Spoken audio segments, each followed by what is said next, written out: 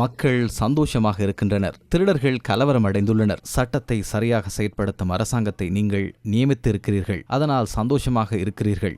ஆனால் திருடர்கள் கலவரமடைந்துள்ளார்கள். அதற்கு நாம் பயமில்லை. இன்றைய நாள் ரத்தினபுரி மக்களுக்கு மிகவும் முக்கியமான நாள். இத்தனை நாட்களாக உங்களுக்கு காணிகள் இருந்தன, ஆனால் உறுதிப்பத்திரம் இருக்கவில்லை. காணி தொடர்பான ஏதாவது ஒரு பிரச்சனை என்றால் முதலில் காணி உரிமை இருக்கிறதா என்ற கேள்வியை தான் கேட்பார்கள். எனவே இன்றிலிருந்து உங்களுக்கு உரிமையை பெற்றுக் கொடுக்கின்றோம். தேசிய மக்கள் சக்தியின் வளமான நாடு அழகான வாழ்க்கை என்பதற்கு இணங்க நீங்கள் பெற்றுள்ள காணி உறுத்து நாட்டில் வாழும் அனைத்து மக்களுக்கும் கிடைக்க வழியமைப்போம். நமது அரசாங்கத்தின் மீது நீங்கள் வைத்திருக்கும் நம்பிக்கை ஒருபோதும் வீணாகாது.